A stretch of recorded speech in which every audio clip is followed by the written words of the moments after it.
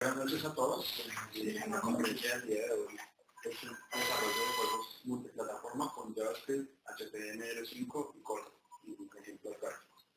Nuestros conferencistas de la noche de hoy son Juan Carlos Marino, ingeniero de sistemas de la Universidad Norte de Barranquilla, Colombia, Master Certificate in IS y de Project Management de Villanova University de Japan, Estados Unidos, actualmente se desempeña como Application Developer Mobile Package, solución consulta de IBM, donde desarrolla soluciones innovadoras basadas en Android, iOS, IoT y Cloud usando metodologías de Design Thinking y AI.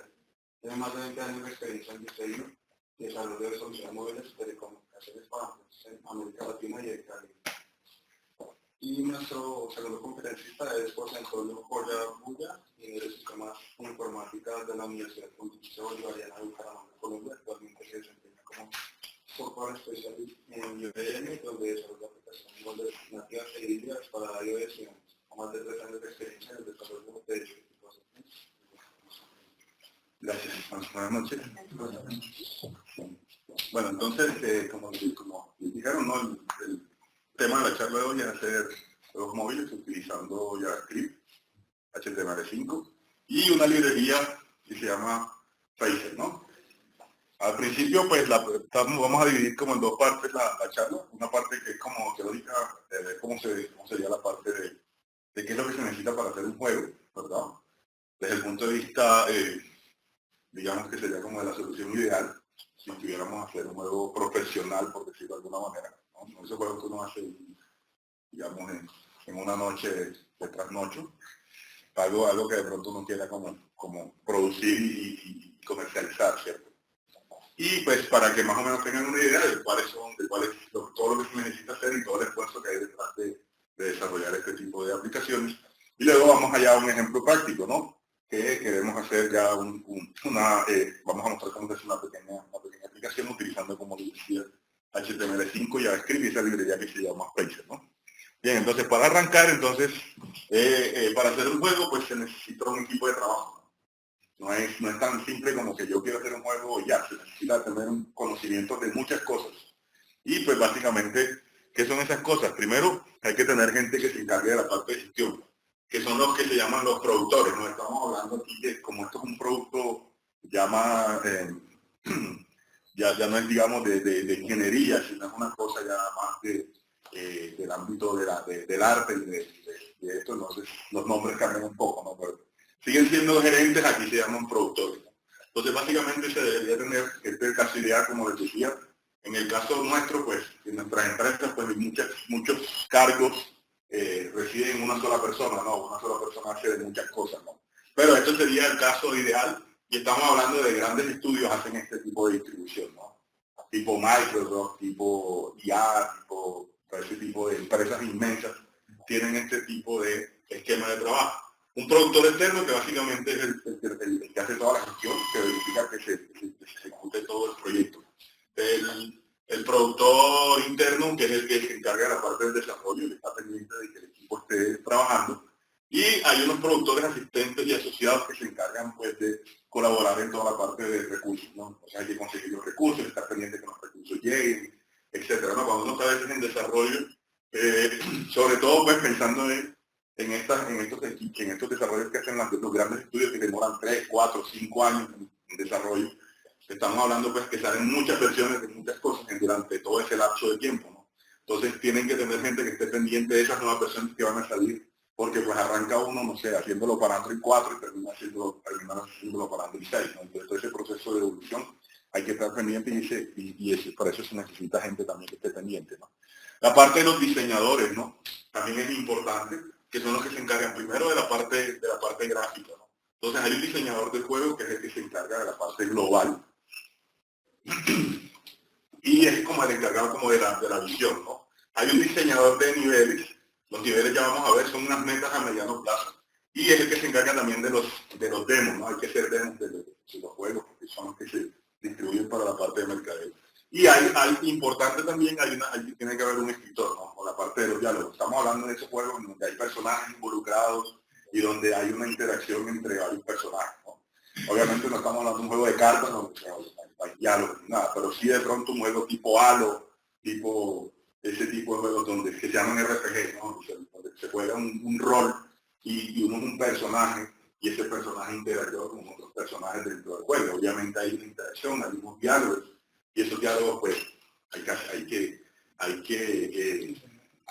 diseñarlos también, hay que estructurarlos, ¿no? Es decir, no sé, hay personas obviamente que están dedicadas a esa parte, ¿no?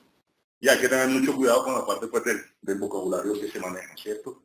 Porque pues algunas palabras para nosotros significan una cosa, para otros países, aunque hablen español, significan otra cosa y se pueden malinterpretar.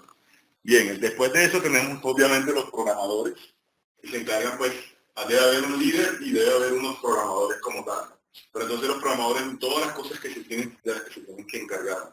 La parte del renderizado, que quiere decir la generación de todos los gráficos como tal. La parte de inteligencia artificial, que es la parte de cómo reacciona el juego a los movimientos del jugador, ¿verdad? Entonces, si el jugador se mueve a la derecha, pues entonces todos los oponentes tienen también que moverse a la derecha. Si se mueve a la izquierda, pues todos tienen que moverse a la izquierda. Hay diferentes tipos de inteligencia artificial que obviamente van desde una muy simple, que es aleatoria, es decir, bueno, que se mueva para donde quiera y si lo consigue, a unas ya más sofisticadas que cada vez, digamos, dependiendo digamos, de la técnica, son muy sofisticadas, que incluyen, por ejemplo, redes neurales y cosas de inteligencia artificial. El problema es que mientras más sofisticada sea la técnica, pues el juego va a ser más realista, pero a la vez va a consumir mucho más recursos, ¿no? Con recursos que acá están bastante limitados, ¿no? Entonces, es muy difícil conseguir cosas de inteligencia, técnicas de inteligencia artificial basadas precisamente en redes neurales o ese tipo de cosas, porque se necesita mucho procesamiento, ¿no? Mucha capacidad de cómputo. También tienen que estar encargados de la parte física y de toda la parte de los espectros, ¿no? Entonces aquí es donde empiezan a venir estas librerías adicionales, en este caso es la librería con la que nosotros trabajamos, que se llama Phaser, que es la parte que se encarga de la física. ¿Por qué? Porque hay que tener en cuenta si chocan dos objetos, entonces con qué fuerza chocan, de qué material están hechos para ver cómo rebotan, si se está en una pared, no se puede pasar la pared, si se encuentra con una roca, pues no puede pasar por debajo de la roca, tiene que darle la vuelta. Toda esa serie de cosas hay que estar pendientes. Que obviamente son demasiados detalles y a una librería como Phaser se encarga de hacer eso. Ahora, hacer eso por uno. Entonces uno simplemente le dice, esto es un elemento con el que no se puede pasar, sino que se va a rebotar, y entonces se encarga de ese rebote. Por ejemplo, ahí con esa librería es posible manejar los temas como reflejos por ejemplo, de un bombillo que refleja sobre un objeto de vidrio, más sobre un objeto que sea de tela no reflejado. Sí, pero son librerías mucho más especializadas. La parte de manejo de luz es una de las partes más complicadas a nivel de juegos porque implica demasiados cálculos. Por la cuestión del manejo de las sombras y si el objeto medio se mueve, pero hay que recalcular todo el esquema de sombras, ¿no? Entonces, es muy difícil encontrar realmente que se maneje luz, ¿no? Y pues sobre eso se hace más bien en juegos 3D, y obviamente los juegos 3D necesitan una cantidad de cosas, pero sí hay librerías especializadas para ese tipo de casos y de cosas, ¿no? La Phaser no es una librería que maneja eso, una librería un poco más sencilla, y también además de eso, como necesitas más potencia de cómputo, es muy poco probable que consigas algo en JavaScript que te maneje eso, porque JavaScript es un lenguaje que es interpretado, entonces no tiene mucha potencia, entonces de ahí sí te toca irte a nativo, ¿no? Desarrollar el juego directamente en iOS o directamente en Android, ¿no? Que es donde tienes toda la potencia de la plataforma disponible, ¿sí? Porque no lo hace. Ok, no pregunten, por ejemplo, esas librerías son comerciales, o porque digamos que no tendrán que empezar desde el desarrollo de las librerías. Sí, claro, la librería. Hay librerías como encontrar un componente de desarrollo. Sí. Entonces las puede adquirir. Sí, hay librerías y librerías, ¿no? Hay librerías obviamente open source. Esta Phaser es open source, o sea que es gratis, no cobra nada, uno la puede usar, está bien desarrollada, es estable, tiene buenas características y pues obviamente pues una librería una librería open source, con todas las limitantes que también tiene la parte open source, ¿no? Hay librerías obviamente que uno sí puede comprar, entonces son unas librerías que tienen muchas más características, pero también son más costosas. Tú puedes también, por ejemplo, comprar Unity. O puedes, sí, por ejemplo, tú puedes utilizar motores ya de juegos 3D, como por ejemplo Unity o Unreal, que te permiten pues hacer ya unos desarrollos más amplios, más grandes en 3D, pero obviamente pues tienen su parte económica involucrada, ¿sí? Entonces existen cantidad. Sí, Ya, y el nuevo esquema de trabajo ahora, anteriormente uno compraba librería y ya. Ahora ya no están vendiendo la idea, sino que te venden es como un soporte. Entonces lo que te hacen es que, listo, ya antes te cobraban, no sé, $3,000 y era un montón de dinero, pero una sola vez. Ahora te cobran son $100 mensuales o $200 mensuales y ahí te queda la rentica todos los meses. Estés haciendo, no estés haciendo, estés produciendo, no estés produciendo, te toca estar pagando 100, 200, 100, 200 para mantener, pues obviamente, el soporte y que ellos te den las últimas versiones y todo eso. Entonces a veces, a menos que de verdad se necesite, realmente uno se puede manejar con librerías open source. Okay. Bien, los siguientes digamos, elementos que se necesitan son los artistas que manejan la parte de todo lo que es el concepto y se maneja sobre todo la parte de animaciones, ¿no? Una cosa es hacer la gráfica, hacer el personaje, y otra cosa es hacer la animación. Normalmente el que maneja y el que te hace un personaje no es muy difícil que te maneje animaciones. Hay gente especializada en el manejo de las animaciones, ¿no? Porque pues animaciones es hacer otra cosa, animaciones es hacer como en el cine o como se hace una película, ¿no? Foto a foto o fotogramas, hacer cada fotograma de cómo hacer el movimiento poco a poco. Y para eso también son de ayuda estas librerías, que ellos mismos se encargan de ir pasando los fotogramas y uno tiene que estar pendiente de qué fotograma está, o pasar el siguiente, qué fotograma iba. Y si va para la derecha tengo que poner los fotogramas de este lado y si va para la izquierda tengo que poner los fotogramas de este otro lado, ¿no? Entonces es una ayuda bastante grande con eso. También está la parte de auditoría de calidad, es la más importante, ¿no? Y a veces la menos digamos, de la que menos se trabaja. Hay que tener un líder de pruebas y un probador. Y algo importante, como les dije, aquí normalmente uno hace de todo, ¿no? No es todo de receptor, uno hasta hacer el tinto, la piscina, todo el asunto, ¿verdad? Entonces, pero acá, bien importante es que la gente que haga la parte de auditoría no sea uno mismo. Pero cuando uno mismo prueba lo que uno hace, pues los errores que consigue son bastante mínimos. Entonces, eso es bien importante. Y acá, pues también que los probadores, la gente que pruebe, tiene que poner, digamos, responder unas preguntas que no se responden normalmente cuando uno está probando una aplicación.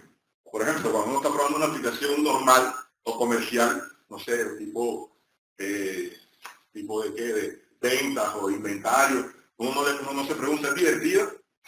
La aplicación funciona o no funciona, ¿cierto? Es una sola pregunta, ¿sirve o no sirve? Acá hay unas cosas que sí se necesitan, ¿no? Tiene que ser divertida, tiene que ser fácil de usar, tiene que tener sentido, porque es que aquí hablamos de tener sentido, es que cuando uno está haciendo un juego a veces comete errores que pueden ser simples, pero que dañan la experiencia, ¿no? Como que por ejemplo esté uno haciendo un juego normal y de repente hace un arma o la persona recibe un arma y con esa arma mata a todos los enemigos. Ahí se le pierde digamos, las ganas de jugar, porque si yo consigo el arma ya gané, entonces ¿qué sentido tiene seguir jugando? Entonces uno tiene que verificar que todo lo que está tenga sentido, ¿no? Si tenemos esta mesa dentro del juego y hay que levantarlo, entonces hay que levantarla para poner una moneda de $1 centavo. Eso no tiene como mucho sentido, ¿no? De pronto si hay alguien debajo de la mesa, pues tiene más sentido. Aunque realmente desde el punto de vista virtual uno puede poner las cosas que quiere y las reglas las define uno. Las reglas tienen que tener algo de sentido para que la gente se conecte, ¿no? La idea es que la gente se conecte y algo lo que se llama dimensión, ¿no? Sienta que está viviendo realmente lo que está haciendo hoy. Pero obviamente si funciona ya sé lo que tiene que hacer. Tenemos la parte de recursos externos y en la parte de recursos externos también es importante la parte de la parte de voces, normalmente, ¿verdad? Uno no puede hacer todas las voces tampoco. La parte de música, hay que tener en cuenta eso, que el sonido. Y esa es una parte en la que obviamente casi todo el mundo lo deja por fuera, ¿no? Y el sonido hace una diferencia enorme, ¿no? Cuando uno hace el sonido. Pues todos los tipos, los efectos de sonido, hay dos tipos de sonido que se pueden manejar. El sonido ambiental, que es como decir, estamos en una noche lluviosa, probablemente tiene que sonar la lluvia. tiene que sonar lluvia, ¿no? Las gotas cayendo, etcétera, este sonido ambiental. Y hay sonido incidental de cosas que hace el jugador. Se abre una puerta y obviamente la puerta suena y se cierra, ¡pum! O se está caminando, se están sonando los tacones, etcétera, ¿no? Entonces hay que tener eso, y eso le añade, vuelvo le digo, inmersión al juego, ¿no? La gente empieza a vivir eso. Hay que tener también mucho cuidado con la parte de manejar la parte del lenguaje, ¿no? Vivimos en una aldea global, entonces ya solamente con ponerlo en la tienda está disponible para todo el mundo. Entonces uno tiene que estar preparado para eso. Ponerlo por lo menos en inglés, por lo menos, ¿no? Tenerlo siempre en español y en inglés, y ya con eso uno cubre buena parte de los mercados, ¿no? Pero dejarlo solo en español es una limitante que también puede afectar las ventas o las futuras ventas. Ciclo de vida, ¿cómo se maneja esto? Esto arranca con un concepto, un juego arranca con un concepto, una idea, ¿no? Entonces, listo, yo quiero hacer esto, que se resume en 2 o 3 frases, ¿de qué se trata? ¿Qué es lo que yo quiero hacer? Entonces, por ejemplo, tenemos está el juego de Tomb Raider, entonces, básicamente, ¿de qué se trata? Un arqueólogo en busca de tesoros antiguos. Esa es la frase base, ¿no? La principal, el tema de lo que se trata el asunto. Estamos, por ejemplo, el ping-pong digital, y también tenemos en Half-Life, entonces, un técnico normal que pelea contra monstruos de otra dimensión después de un accidente. Entonces, eso uno tiene que definir la estructura, ¿verdad? Eso me define cuál es la idea central sobre la cual se va a basar el juego. Después de haber definido eso, manejamos y se define otra cosa, que es el high level concept, ¿no? Ya entonces ya viene el concepto de alto nivel, donde empezamos a desarrollar un poco más, ¿verdad? Y lo que nos sirve es para mantener lo que se llama la economía del diseño. Cuando nosotros empezamos a desarrollar, sobre todo cuando empezamos a desarrollar juegos, uno empieza a hacer loops y empieza a quedarse, y si uno de verdad no es juicioso, esto se va a volver eterno. Y el proyecto que uno había hecho de 6 meses termina siendo de 2 años, y uno quería hacer 2 niveles, termina siendo 100 niveles, porque oye, chévere, si nosotros le pusimos la manzanita, ¿por qué no le ponemos una pera? Y si le ponemos una pera, ¿por qué no le ponemos una banana? Y así, se emociona uno y le empieza a meter cosas y cosas y cosas. Este high level concept, que es la frase que resume el juego, me sirve precisamente para eso, para mantenerme enfocado. Yo quiero ponerle un carro. Pero es que mi aplicación, mi juego es antiguo, son caballos y de la época de las cruzadas, no. Ni a lo que yo quiera meterle un carro, más que quiero. Entonces hay que mantener eso, ¿no? Luego está la propuesta, ¿verdad? Que básicamente define cómo se va a jugar el juego, y más o menos la parte del modelo de negocio, ¿no? Entonces, hay que tenerlo, siempre tenemos esta batalla entre nosotros, no hacerlo lo más grande posible, pero que sea dentro del presupuesto, como les decía. Nosotros empezamos a hacerlo y queremos hacerlo, y se me ocurre otra idea, vamos a hacer 3 niveles, y otra idea, llegamos a otro nivel, y entonces si lo empezamos a hacer así, nunca vamos a terminar, no va a haber presupuesto ni cronograma ya. Entonces hay que tener en cuenta, es mejor un juego pequeño y bien hecho, bien terminado, y uno grandísimo que está todo incompleto, ¿no? Entonces, una cosa importante, y es esta, ¿no? Cada cosa añadida al diseño va a tomar tiempo. Entonces le quiero poner un nuevo nivel, eso obviamente toma tiempo. Le quiero poner una nueva arma, eso va a tomar tiempo. Quiero poner una nueva característica, eso va a tomar tiempo. Quiero poner una nueva animación, entonces ya no solamente quiero que el personaje corra, sino que también salte. Maravilloso, es una idea genial, pero eso implica tiempo. Necesitas que tu animador desarrolle la animación del salto, necesitas que tu diseñador gráfico genere la animación del salto, tus programadores hagan toda la secuencia de salto, la física, cuánto puede saltar, etcétera.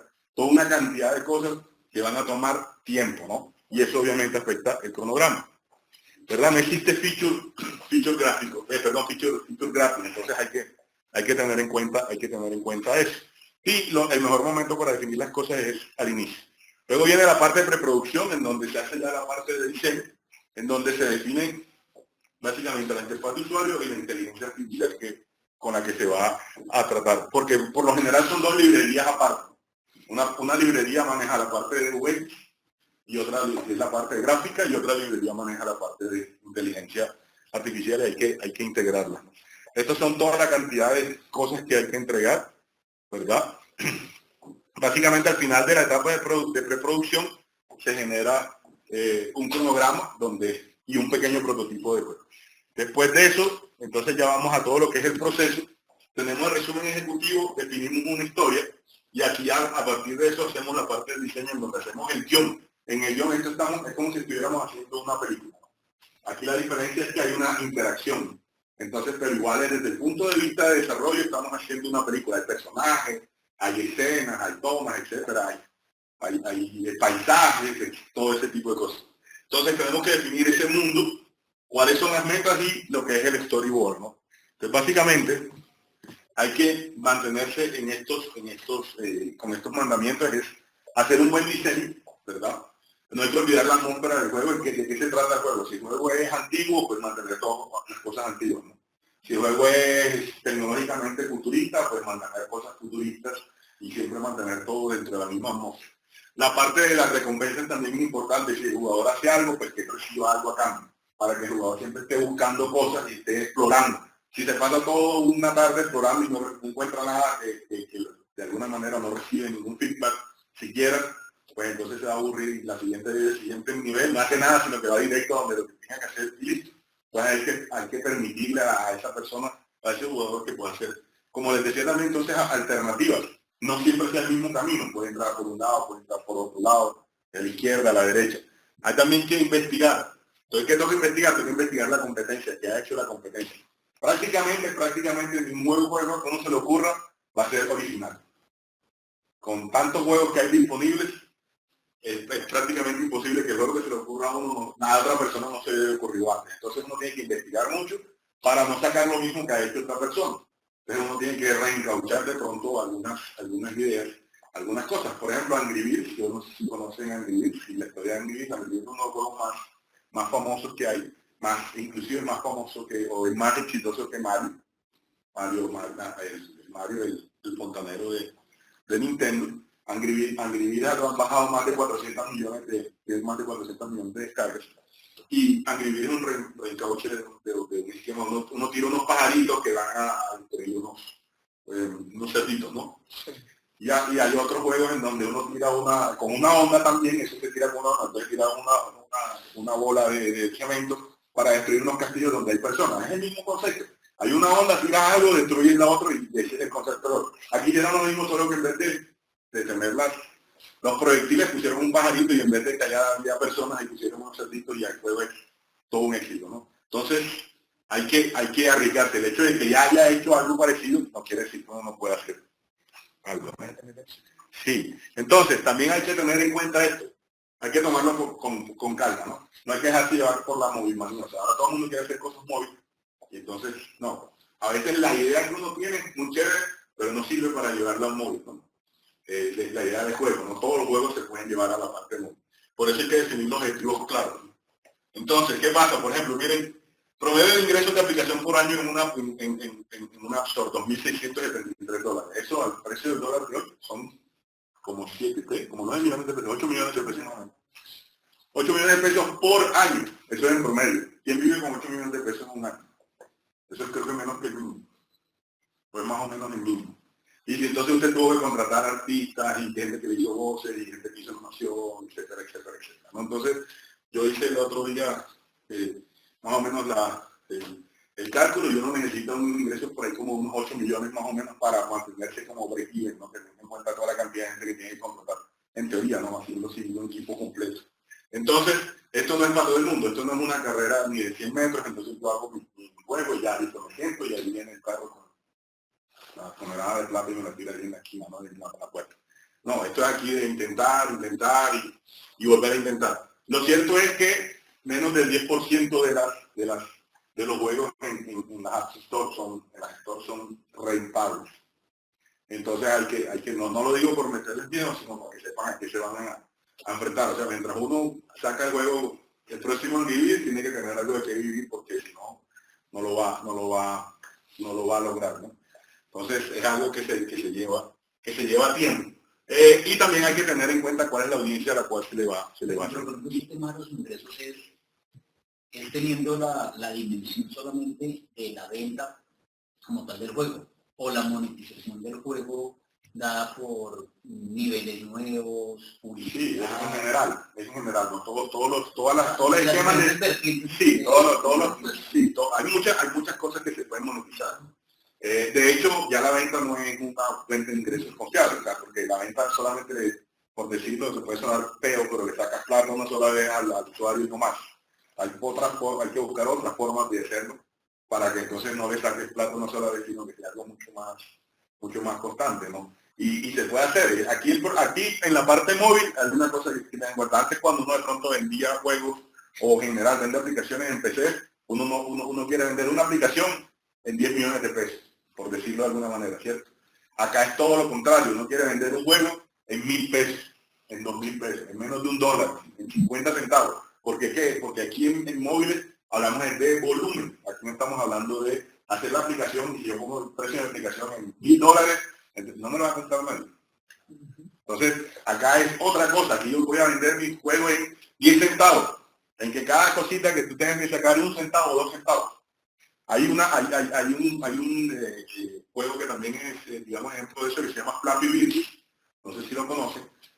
Lo hizo un tailandés y el tipo se gana $50.000 diarios y a través de eso. El juego es gratis y tú simplemente, si pierdes tus vidas, te esperas, creo que son como 3 horas y se te regeneran. Pero si quieres seguir jugando enseguida, dame 50 centavos de dólar. Si no, te esperas 3 horas. Y con este esquema el tipo se gana $50.000 diarios. Son 150 millones de pesos. De a 50 centavitos en 50 centavitos. Este es el volumen. ¿No? Entonces hay que cambiar también todo el esquema mental, ¿no? Porque te siempre uno dice, 50 centavos, ay caramba, para yo hacer plata aquí, mejor dicho, me voy a volver viejo antes de que eso llegue por lo menos a sumar $1.000. No, se puede hacer dinero.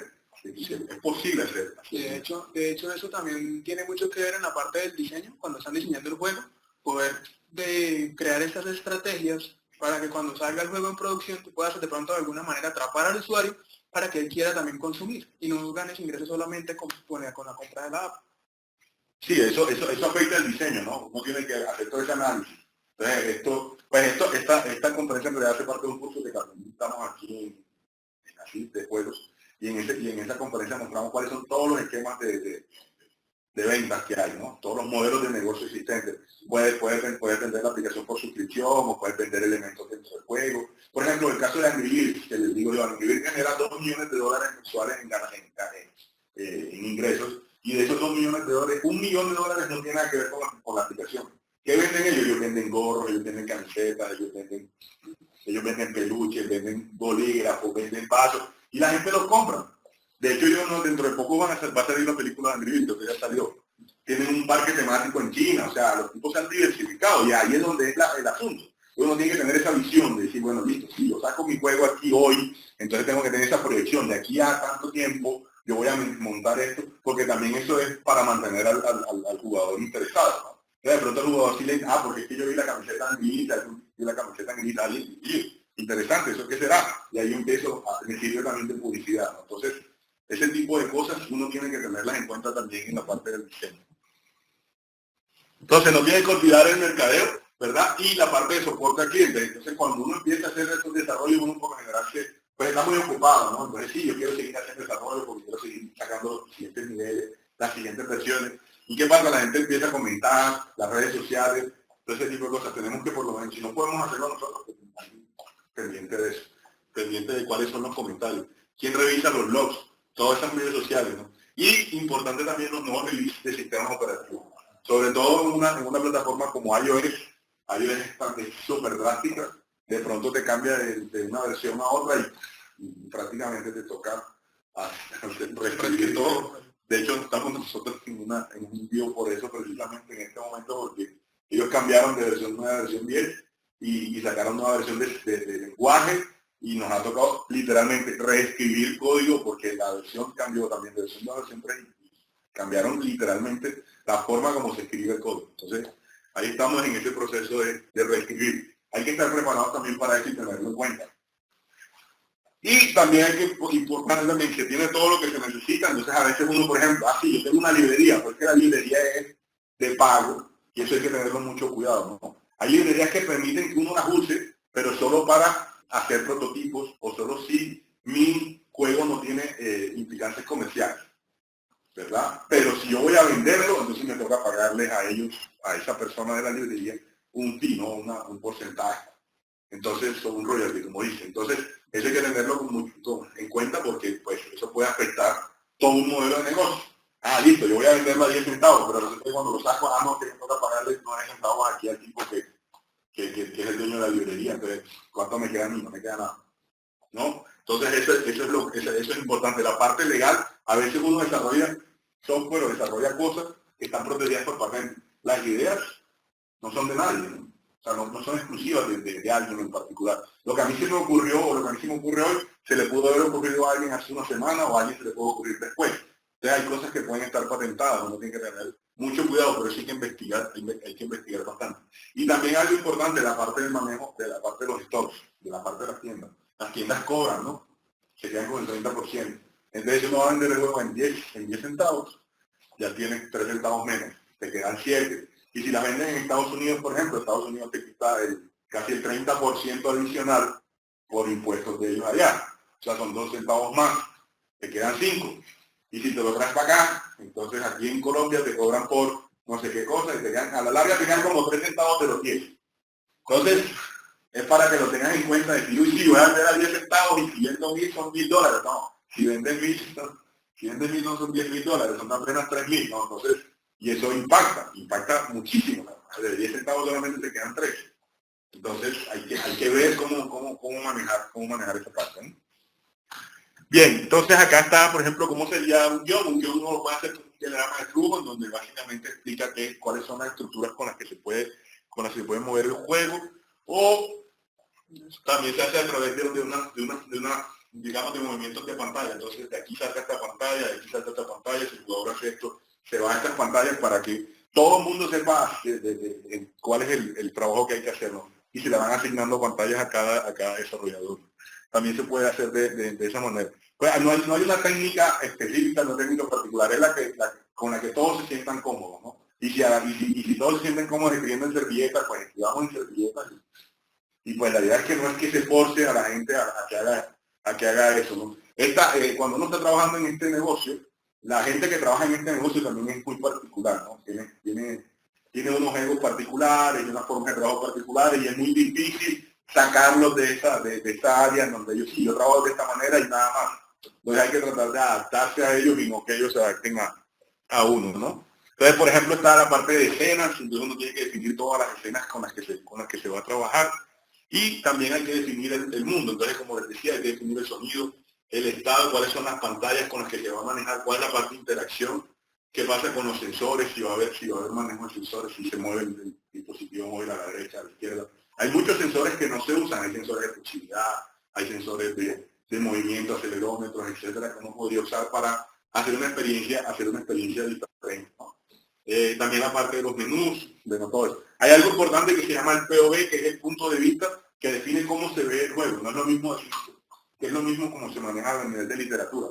Cuando uno escribe una novela, uno puede escribirla en primera persona, quiere decir yo tal cosa. Entonces, ¿en qué pasa? En el juego yo puedo hacerlo en primera persona, en donde todo se ve a través de los ojos del protagonista.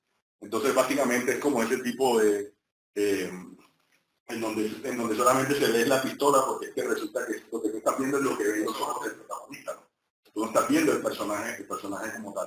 Hay unos que están en segunda persona, en donde tú sí estás afuera y estás como arriba, y tú controlas el personaje y sí tú estás viendo eso. Hay otros que son en tercera persona, en donde estás totalmente afuera, y lo que ves es como un paisaje, y ahí es donde interactúan los personajes. Cada cosa es dependiendo del juego, dependiendo de lo que quieres hacer, dependiendo de lo que te interese, ¿no? Bien, ¿preguntas?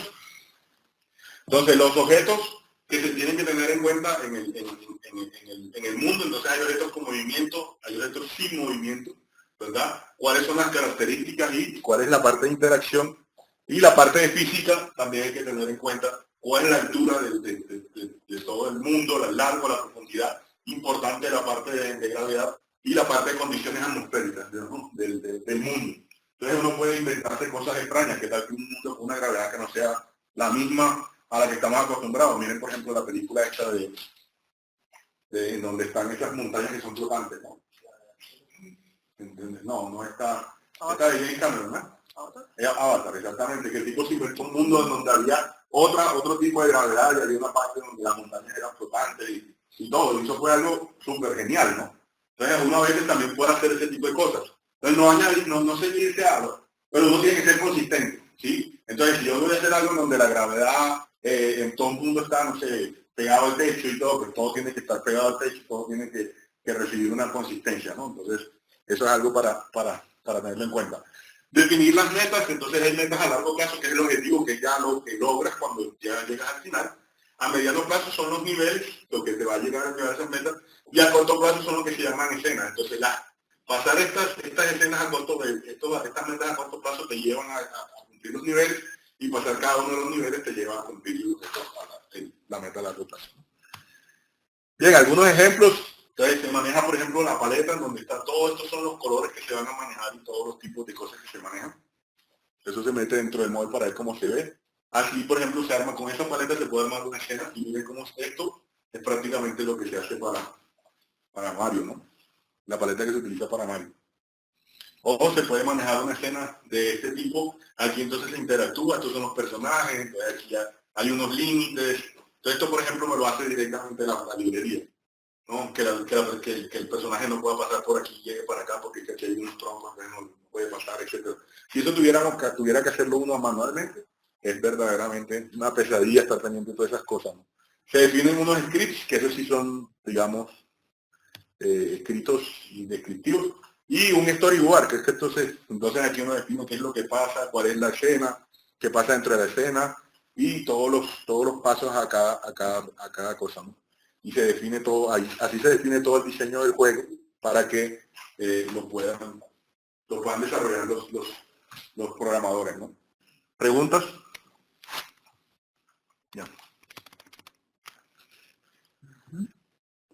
Bien, entonces ahora José les va a explicar ya la parte que tiene que ver con Córdoba como tal.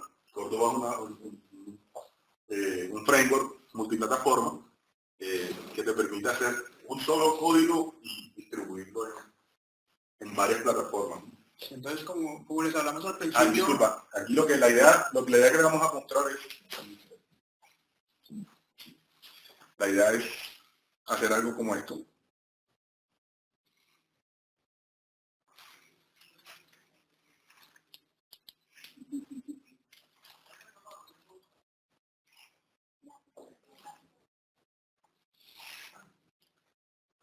Este es el juego que está desarrollado. Este es multiplataforma, yo lo tengo instalado aquí en mi iPhone y se puede instalar en Android.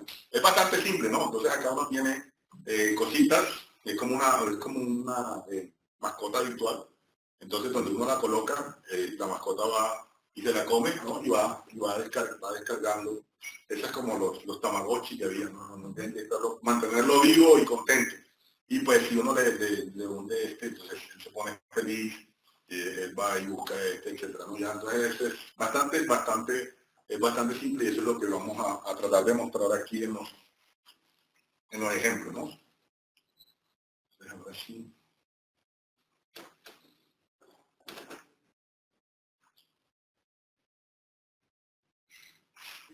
No sé qué dice. Aquí. Bien. Entonces, como al principio nosotros les comentamos, la idea pues, de la charla es poderles contar acerca de cómo desarrollar un juego en JavaScript, precisamente que sea multiplataforma. Entonces, en este caso vamos a utilizar una librería, como les dijo Juan Carlos, se llama Córdoba, que es un framework que se encarga de, es como un paso encima que existe en las plataformas, ya sea Android, iOS o Windows Phone, que nos permite hacer un solo código y poderlo distribuir en los diferentes sistemas operativos, ¿ya? Entonces, en este caso, pues existen varias formas de integrarlo para desarrollar videojuegos. Eso no solamente sirve para videojuegos. Como tal, Córdoba es para poder desarrollar aplicaciones. Entonces, para desarrollar videojuegos utilizamos otra librería, la cual se llama Phaser, ¿sí? Que precisamente nos sirve para integrar Córdoba, que es este que nos permite poder desarrollar un solo código para diferentes plataformas e integrarlo con física y con toda la teoría que nos acaba de comentar Juan Carlos para poder hacer desarrollo de videojuegos. Córdoba es open source, está desarrollado por la Fundación Apache, entonces pueden conseguir el código, lo pueden descargar y pueden pues, desarrollar videojuegos de manera libre. Lo pueden encontrar en internet Córdoba, con V. Con V. ¿Sí?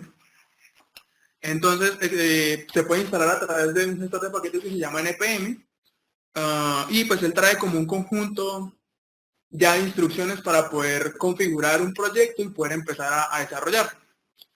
Existen unos comandos básicos para poder crear... Dime. ¿Qué debería tener yo entonces instalado?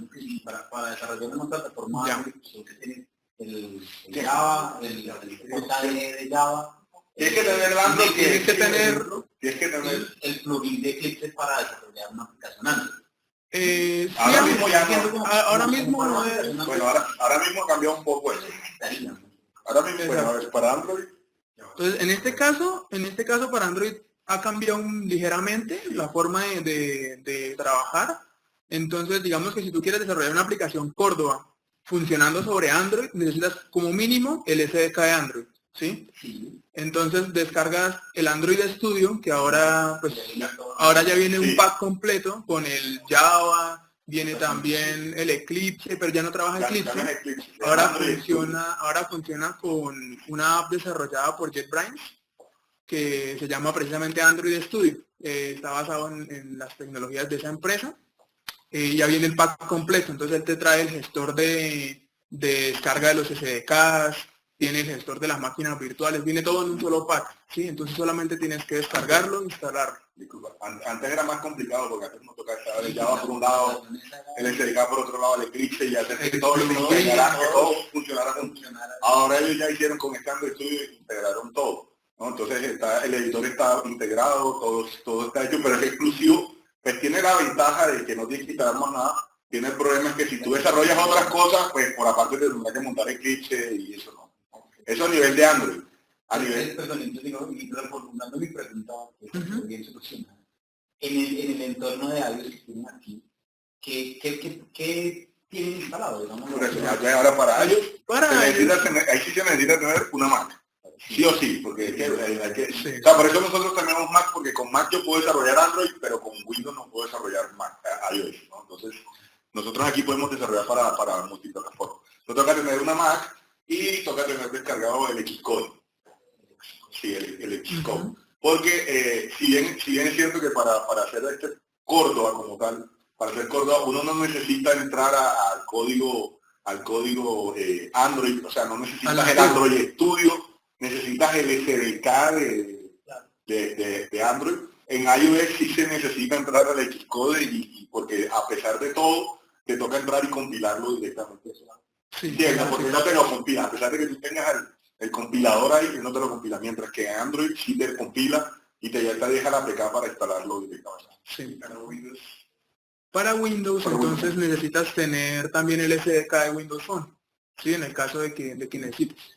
Entonces tendrías que instalar .NET, .NET, el .NET Framework, y pues tener instalado el SDK de Windows Phone, ¿sí? Que creo que también cambió un poco porque ahora es un solo framework para los desarrollos de ellos. Ya no está separado el desktop y el mobile, sino que descargas un framework, un SDK de Windows y con ese desarrollas. Entonces también necesitarías tener eso.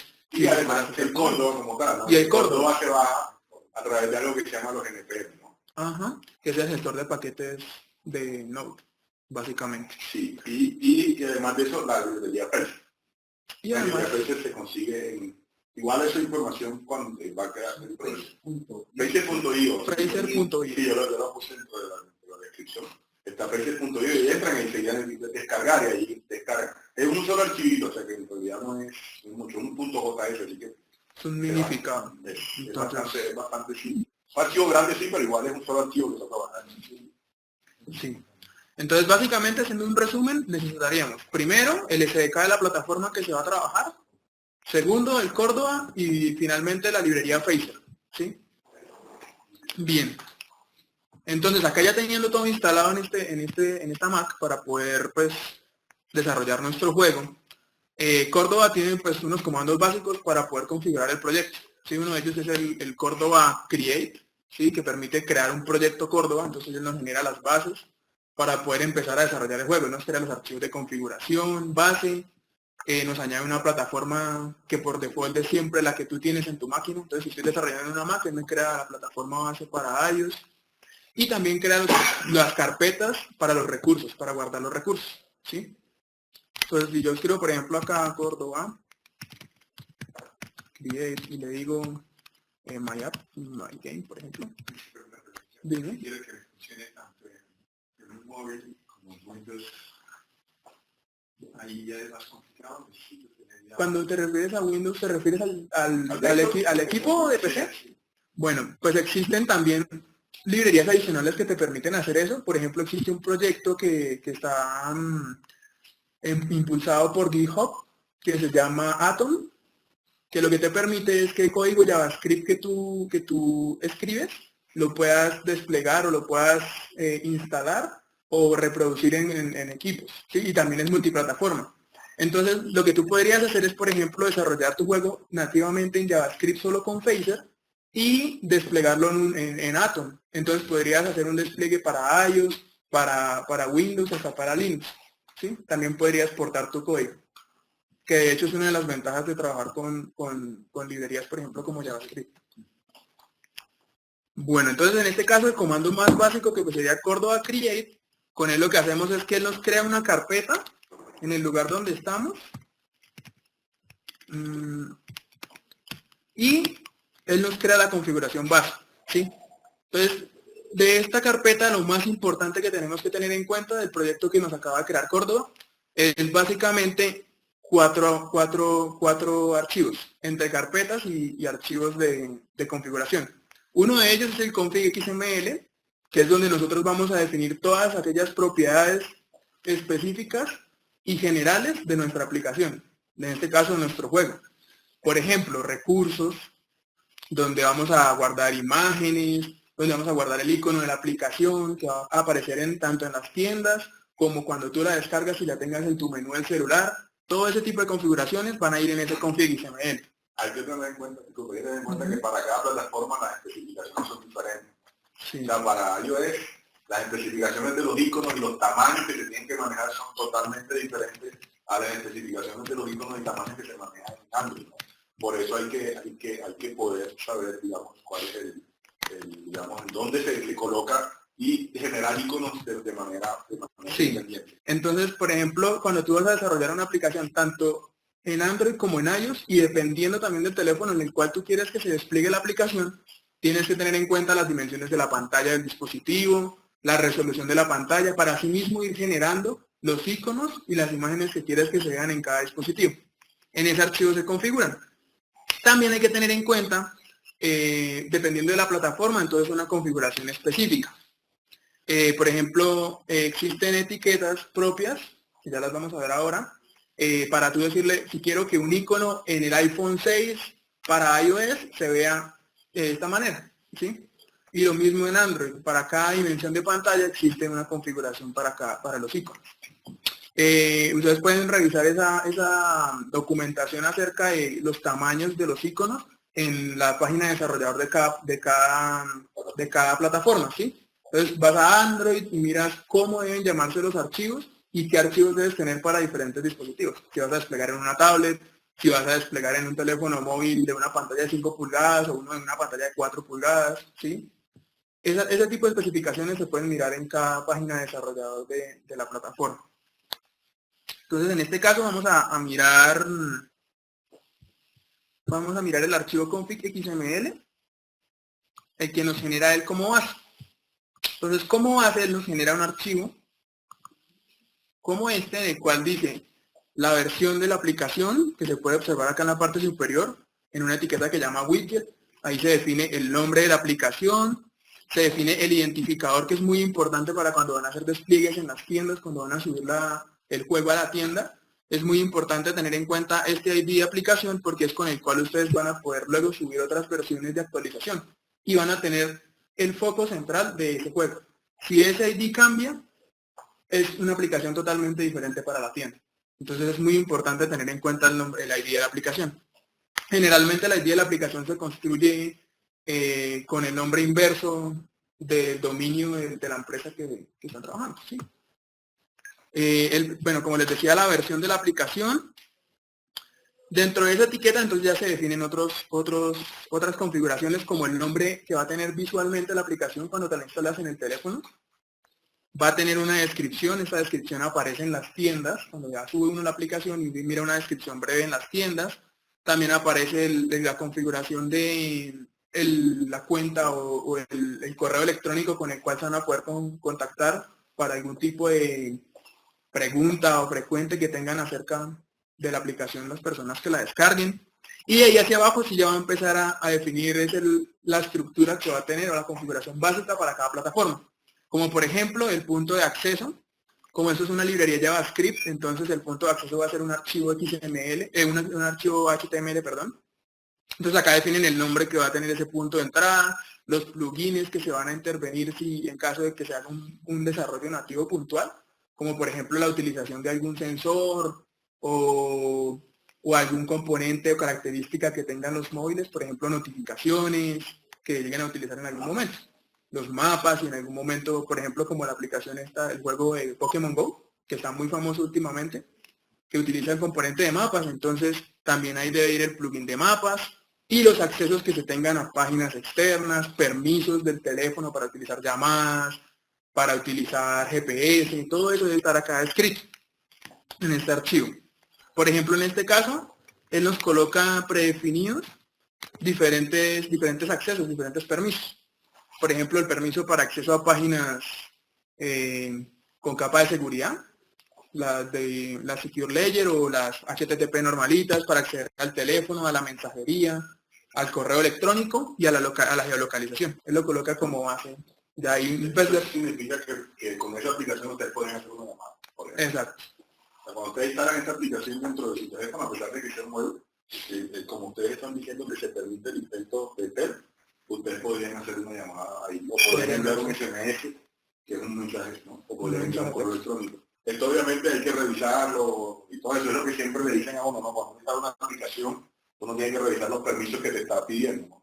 Entonces uno va a instalar un juego y te dice, no, permiso de llamada, ¿para qué necesitas el teléfono un permiso de llamada? Pues obviamente uno también lo tiene que revisar y borrar y poner de acuerdo a lo que realmente... Y es muy importante definir muy bien este tipo de accesos también en la parte del diseño del videojuego, para que no vayas a colocar algún componente que no sea necesario y las personas lo vean y de pronto se cohíban en instalar tu aplicación porque piensan que puede ser algo malicioso, ¿sí? Y es el solo hecho de haberlo configurado mal, ¿sí? Entonces hay que tener mucho cuidado porque todas estas descripciones, por ejemplo en Android, aparecen en la primera vista cuando tú vas a instalar una aplicación. Te dice, el teléfono va a utilizar esto, puede generar costos por llamadas y te empieza a especificar todo lo que va a requerir la aplicación para funcionar. Entonces en este archivo se describen este tipo de características y seguido ya viene la especificación por plataforma. Él por defecto o por omisión, él te genera dos configuraciones, una para Android y una para iOS. Que básicamente lo que está haciendo acá es permitiéndole a Android que pueda acceder a la tienda y a iOS que pueda acceder a la tienda. Entonces, si ya uno quiere entrar más en detalle de qué se puede configurar de manera puntual para cada plataforma, entonces puede uno entrar a la página de Apache, ¿sí? a Córdoba directamente, y aparece un listado de todas las características que se pueden configurar en el archivo XML. Para este ejemplo, lo que vamos a hacer es simplemente, para este ejemplo, como que es el juego que acabamos de mostrarles, se configuró entonces el archivo de la siguiente manera. Se colocó para cada plataforma, se especificó para tamaños, para diferentes resoluciones de pantalla, un icono, ¿sí? Que se puede encontrar acá en la parte de Platforms en Android. Se define una etiqueta icon y una ruta en la cual se va a encontrar el icono. Es muy importante tener en cuenta los nombres de las carpetas donde se van a guardar los recursos de imágenes que van a ser desplegadas en el teléfono. ¿Por qué? Porque como a pesar de ser Córdoba o a pesar de ser un lenguaje JavaScript, tenemos que compilar específicamente en cada plataforma, ¿sí? Entonces, estos nombres, por ejemplo, que ustedes ven acá de /res, drawable, rayita LDPI, es muy importante esa ruta porque cuando se compila específicamente para Android, Android va a buscar los recursos en esa dirección y con esos nombres, ¿sí? Los nombres de los iconos también son muy importantes, aunque él cuando tú lo compilas, él te los acomoda en las carpetas específicas. Igualmente para iOS. Si se dan cuenta, existen unos comentarios en la sección de iOS, porque es un poco particular, varía entre las versiones de teléfonos, ¿sí? Por ejemplo, si ustedes tienen la versión iOS 7 y van a desplegar la aplicación en un iPhone o en un iPod Touch, deben configurar los nombres de los iconos como se describe en el código. Igualmente si es un iPad o si es en iOS 6.1, también dependen de los nombres que van a colocar. Todo esto se encuentra en la documentación de Apple. En la página de desarrollador de Apple lo entran y pueden encontrar la descripción para cada uno de los dispositivos y de las versiones que van saliendo. Disculpa, y también hay herramientas para que uno pueda generar todo eso, ¿no? Porque es también una pesadilla ponerse a generar. Aquí hay como 14 iconos que hay que generar y aquí hay 4. Entonces cada vez que uno va a hacer el mismo icono y volverlo a pintar, no. Lo que se hace y lo que se recomienda es hacer uno, digamos, de tamaño intermedio, o sea, que no sea el más grande ni el más pequeño, intermedio, y hay unas herramientas que dan las mismas plataformas, que hay una herramienta que da Android y una herramienta que da de hecho, Apple, y tú metes ahí y él te genera todos los... De hecho, el mismo Córdoba, puedes instalarle como o sea, Córdoba tiene como base algo que se llama el CLI o el Command Line Interface para escribir comandos. Existen como adiciones que pueden instalarse también como CLI para generar este tipo de iconos. Entonces, por ejemplo, existen otros frameworks como Ionic, no sé si lo habrán escuchado, es otro framework JavaScript que también pues, sirve para generar aplicaciones pero un poco más elaboradas, un poco que requieran más capacidad gráfica, que permiten generar este tipo de iconos. Entonces uno simplemente corre un comando con una imagen que tenga una resolución bastante buena y él lo que hace es generar las imágenes, todo el set de imágenes que tú le definas para que no tengas que generar una por una, sino que por ejemplo le dices quiero definir imágenes de iOS 7 para los dispositivos que tengan este sistema operativo instalado. Entonces él coge la gama de dispositivos y genera los iconos. También existen herramientas web para hacerlo y son open source. Entonces así no se tiene que desgastar tanto haciendo los iconos. De hecho, hasta los mismos nombres ya se los pone. Y los pone en la carpeta indicada. Entonces eso aligera mucho el trabajo en cuanto a la parte visual de los iconos. Bien. Otro archivo que también configuramos para este proyecto fue el index o el archivo inicial, el HTML que él debe cargar, que tenemos que tener en cuenta varias cosas.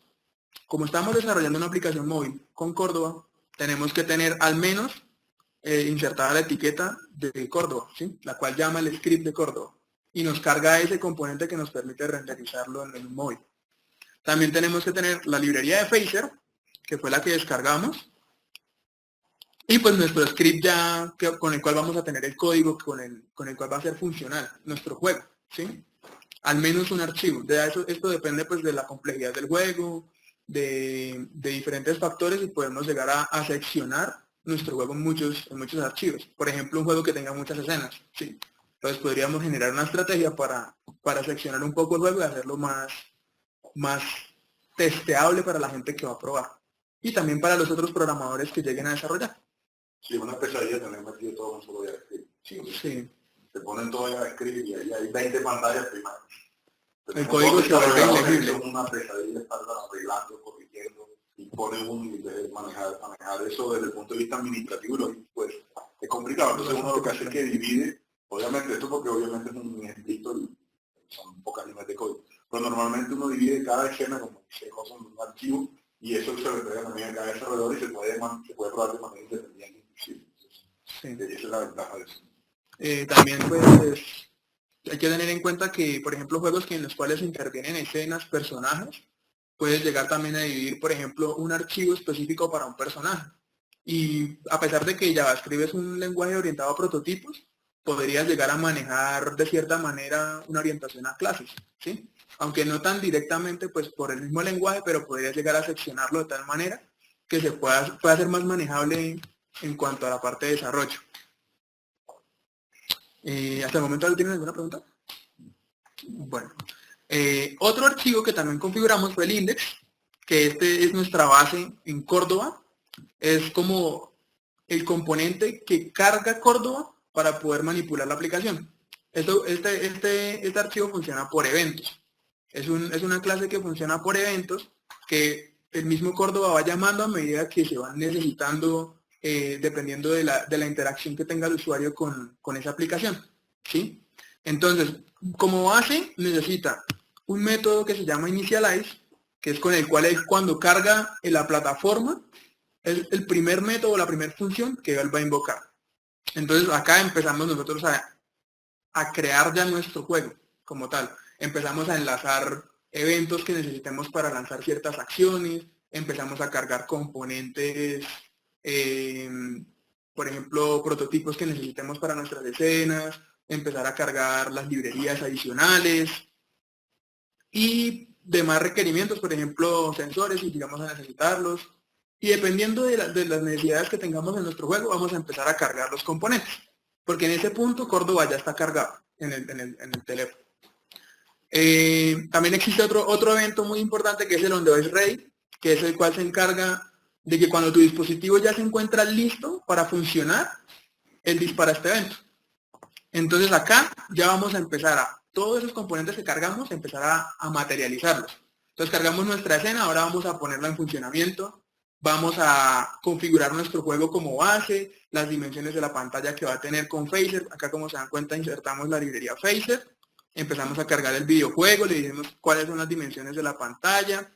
En este caso, el tipo de juego que vamos a crear. En Phaser se pueden crear diferentes tipos de juego. Pero, es decir, hasta la línea anterior, hasta la 36, hasta ahí tenemos solamente Córdoba para cualquier aplicación móvil. Correcto. Esa es la base. Esa es la base. Es lo que Lo hace diferente. En el On-Device Ready es donde tú empiezas a la clase de Phaser. Exacto. Acá es donde ya empiezas a transformar esto que es una aplicación genérica en un videojuego. ¿Sí? Entonces, acá ya empiezas a cargar, como decía, Phaser puede crear diferentes tipos de videojuegos, como una configuración base, para lo que hablaba Juan Carlos de la física, la interacción de los personajes con el videojuego.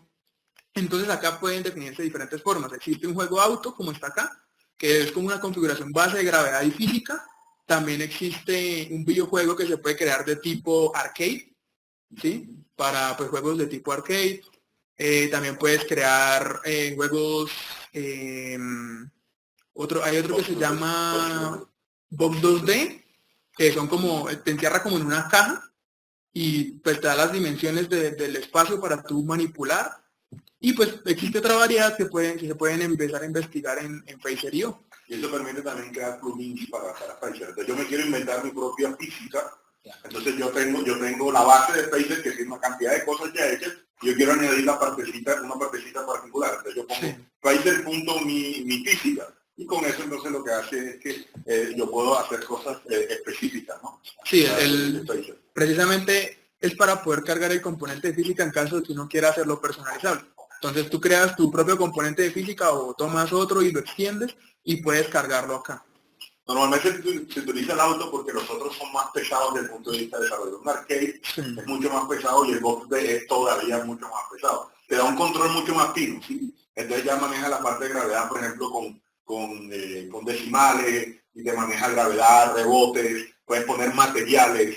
Entonces ya tú puedes decir esto es de caucho y esto es de metal.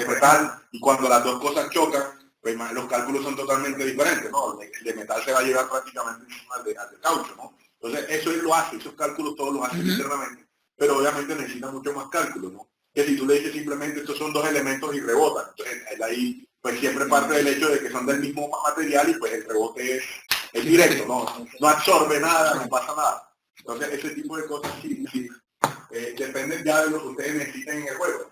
Entonces si ustedes tienen un juego de carreras, por ejemplo, y el auto se destruye, entonces se necesita ya otro tipo de física. Entonces una física como Box 2D te va a permitir saber la velocidad con que iba el elemento, el auto, contra qué se golpeó, a qué velocidad iba, y entonces podrías hacer cálculos para decir, bueno, o sea, no solamente una partecita o se destruyó por completo, o quedó medio, o se pinchó la llanta, etcétera, dependiendo del golpe, el ángulo, o sea, tiene una cantidad de cosas, pero pues obviamente es mucho más complejo, ¿no?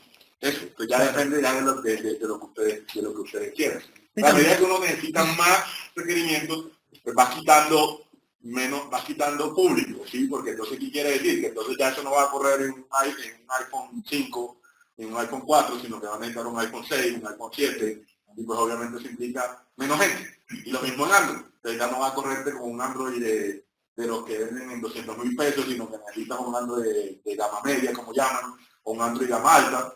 Entonces cambian, eso también hay que tenerlo en cuenta, ¿no? Los juegos cuando tienen muchos requerimientos, o sea, necesitan muchos requerimientos, tienen muchos, son Vas a reducir el público. sí, exactamente, son muy detallados en la parte gráfica, lindos, preciosos, etcétera, maravillosos, pero ¿qué pasa? Que te limitan la parte del público al que puede llegar porque necesitan los requerimientos de máquina que está por fuera. Entonces, sí, maravilloso, hacemos un juego para el iPhone 7, espectacular, pero ¿quién tiene iPhone 7? Cuesta 3 millones de pesos. Se lo vas a vender a 2 o 3 personas. Ahí sí entonces tienes que pensar en de que ya no lo vas a vender a 10 centavos, sino que tienes que cobrar $100 por cada copia. Todo está relacionado. De hecho, también hay una parte muy importante que toca tener en cuenta y es que no excedas las características técnicas del juego si no lo requiere. Por ejemplo, digamos, yo voy a hacer un juego como Pinball, por ejemplo, que era muy famoso hace tiempo. Yo no voy a utilizar, por ejemplo, un motor gráfico como, por ejemplo, qué sé yo, un Real para crear un juego de este tipo, ¿sí? Porque va a requerir una capacidad o un poder computacional muy alto en el móvil para simplemente tener 2 palitos que golpean una bolita, ¿sí?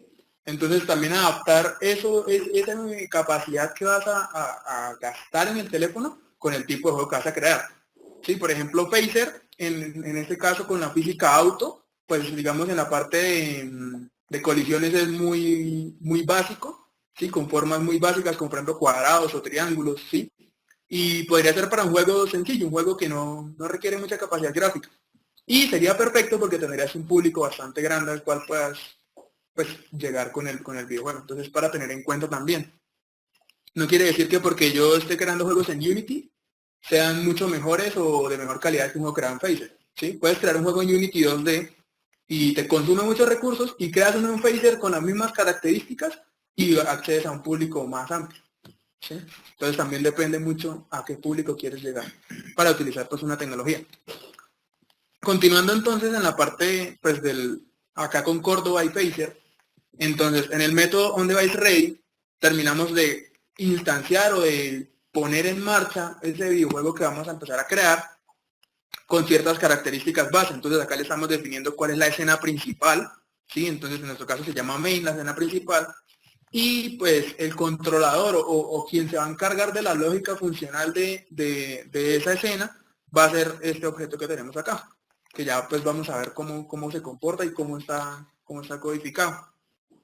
Y existe otro evento muy importante que debe lanzarse para que como que Córdoba tome eso que nosotros acabamos de configurar, que es el initialize. Entonces al final del código que creamos, lanzamos este evento para que Córdoba empiece pues a enlazarse con la plataforma que en el momento tengamos, ya sea Android, iOS o Windows Phone o cualquiera que sea. Y por último existe este otro archivo que es el main que vimos que se estaba llamando en nuestro archivo principal, que era el index, que es ya donde está toda la lógica creada en Phaser, ¿sí? Con el framework de Phaser. Entonces acá empezamos a cargar nuestros componentes, por ejemplo, el fondo, que va a ser pues uno de los assets que tenemos en el juego. También la manzanita que vieron, los dulces, todas las imágenes y cada uno de los componentes visuales que va a tener el juego en el método preload, que es antes de tener nuestra escena cargada. Sí, disculpa, mira, aquí hay algo que se llama sprite y esto es porque la mascota, si se dieron cuenta, tiene movimiento. Entonces la mascota, como tiene movimiento, tiene que tener lo que les decía, ¿no? Aquí genera una animación, entonces la animación se define, entonces cómo va a ser la animación, si a la derecha, si a la izquierda, si se rueda hacia arriba, si se rueda hacia abajo. Entonces eso es un sprite y se define una cosa que se llama una hoja de sprite donde básicamente están todos los fotogramas que digamos, generan ese movimiento. Entonces está de frente un poquitico 10 grados a la derecha, otros 10 grados, porque se dieron cuenta que la vuelta, entonces 10 grados más, 10 grados más, 10 grados más, entonces, perdón, aquí dice cuál es se mete todo eso en un solo archivo para que sea más eficiente cargarlo, porque si se carga cada fotograma se va a demorar un ciclo cargando. Entonces se mete todo en un solo archivo y acá se le dan unas coordenadas para que él sepa dónde tiene que ir a buscar ese fotograma inicial, que es el que se ve ahí, que es el de frente. Pero obviamente eso ya es una cuestión que que uno sabe y que el diseñador de esa hoja especifica, ¿no? Te dice, bueno, mira, estas son las coordenadas, y así como entonces uno sabe ahí, y a partir de ahí, entonces por acá abajo ya viene ya la parte donde especifica uno el movimiento, ¿no? Y él ya sabe cuál es la...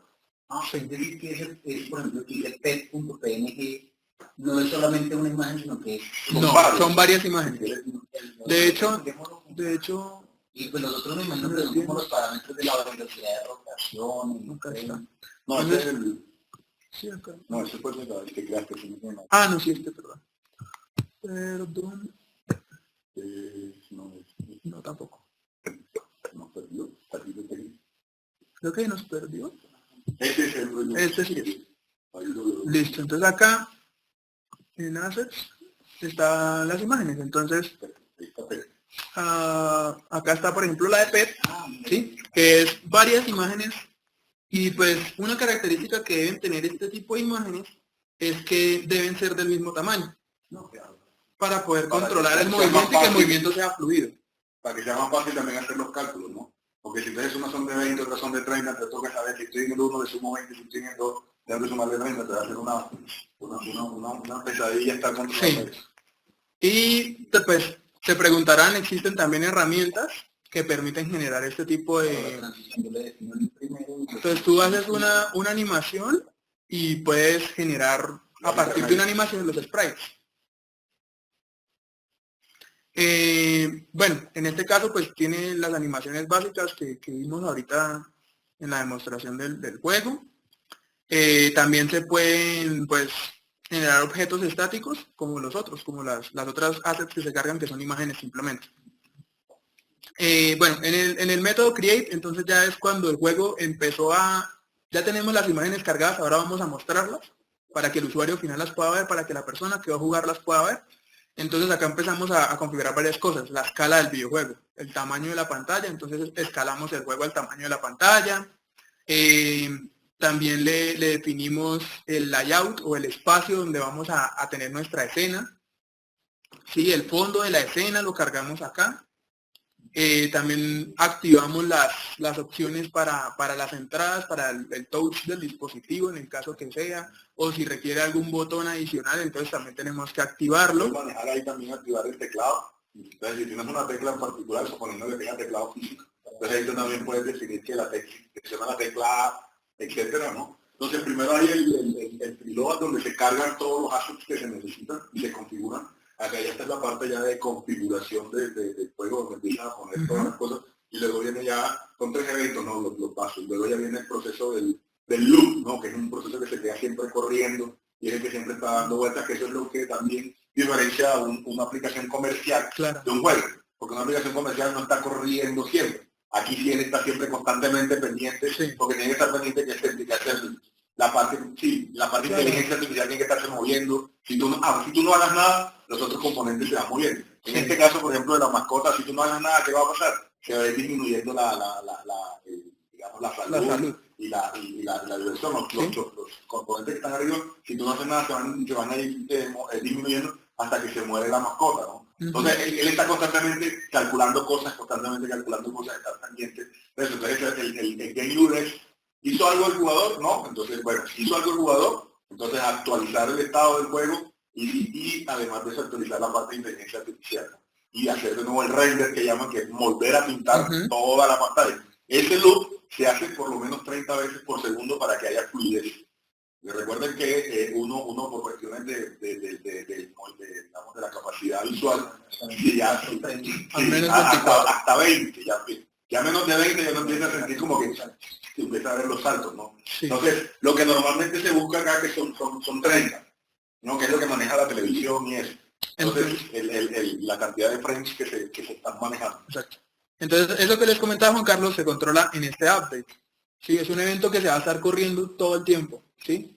Cada momento, cada fotograma se va a estar corriendo el evento, ¿sí? Y a partir de ese evento, pues se toman decisiones, dependiendo de la evaluación que se hace. Entonces, de la acción que tenga el usuario con el juego, si el jugador colocó una manzanita, o si picó un botón, o si picó en alguna parte especial de la pantalla. Entonces, cada movimiento, así no se haga absolutamente nada, él va a estar corriendo siempre. ¿Para qué? Para poderle dar la sensación al usuario de que se está moviendo, de que está vivo, de que está haciendo de que está jugando, ¿sí? Normalmente en una aplicación, pues, siempre te esperas a un evento y el evento dispara algo. En este caso, ese evento siempre está corriendo, ese evento siempre está esperando algo. Siempre está escuchando a lo que en el momento se esté ejecutando. En este caso, si se dan cuenta, en este caso se configuró para que corriera 60 veces por segundo. Ahora, si se dan cuenta, uno no pone un loop aquí desde el punto de vista de programación, no dice un while ni nada. Él lo hace automáticamente. Porque a veces uno no, tengo que hacer un while, no. Aquí él lo hace. Él se encarga de hacerlo. Uno tiene que ponerse a trabajar en eso. Ahora, porque nada, aquí lo que preguntamos esto es si la salud llega a cero o la diversión llega a cero, entonces se acabó el juego. Eso es lo que está constantemente. ¿Pero por qué? Porque acá tenemos un timer que también cada 5 segundos tiene el valor de estadística que está más abajo. Sí, acá. Se llama reducir propiedades, entonces acá abajo. Debe estar abajo. A ver.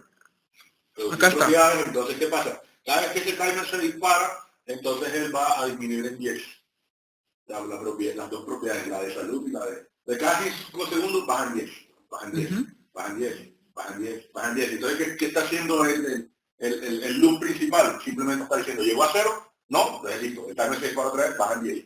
¿Llegó a 0? No, listo, el timer se dispara. Y ahí se mantiene hasta que el juego ahí se mantiene. Y aparte de eso, sube ahora. Acá también sube. Aquí en el input, aquí en el... ok, pero... No, arriba, no en el... Acá nosotros pusimos le pusimos el input y que ahí volaba un poquito más a todos los eventos. Acá entonces, por ejemplo, habíamos puesto el elemento que era la manzana, entonces adicionamos ese sprite y además de eso le dijimos que manejaba el input. Es decir, quiere decir que cuando hace clic sobre ese elemento específicamente se dispara un evento. Ese evento es seleccionado. Entonces, ¿qué pasa? Que cuando el usuario hace clic ahí, se dispara este evento y ese evento que está más, y es igual para todos, ¿no? Seleccionar. Entonces ahí cuando vas ahora sí a seleccionar. Entonces, ¿qué hace él cuando el usuario presiona clic? Excepto que de rotación en donde simplemente le da rotar. Recuerden que cuando le das la posibilidad, cosito yo para abajo, vas a seleccionar. Entonces, ahí no, acá está. Acá. Entonces, ¿qué pasa? Aquí le dice que el elemento seleccionado es el sprite y baja más. Y por acá está, no, acá está soltado, acá está el de soltar. Y actualizar estadísticas. Sí. Y acá está la parte en donde añade aquí está, añade la estadística que es cuando se suelta. Pues él se mueve, este movimiento que está acá, este movimiento que está acá es lo que hace es que él mueve la mascota a la posición donde se decimos nuevamente clic. Recuerda que hay 2 clics. ¿Cómo es que me que Listo, no hay problema. No, pues le hace clic sobre el... Hace clic, exactamente. Hay dos. Y lo pones. Y cuando lo pones, la mascota va hasta allá. Este clic solamente selecciona, pero acá también hay otro evento que le decimos que si se dan cuenta está sobre el fondo, que quiere decir que está sobre toda la pantalla. También hay otro evento que se llama soltar. Entonces, cuando le das clic a la manzana, él dispara a seleccionar. Y seleccionar dice, tengo seleccionada la manzana. Solamente ahí. Cuando le das clic en otro lado del fondo, entonces, ¿qué pasa? Al disparar este soltar, y ese soltar es, pone la manzana y abajo así soltar. Aquí, entonces, ¿qué pasa? Aquí pone la manzana hacia allá, ¿verdad? Y mueve la mascota hacia esa, y acá entonces hace ese movimiento de animación, ¿no? Después de que come, pues... Exactamente, después de que come y actualiza las estadísticas. Entonces, actualizar las estadísticas es subirle para que no se mueva, ¿no? Entonces, básicamente es esto. Voy a poner acá.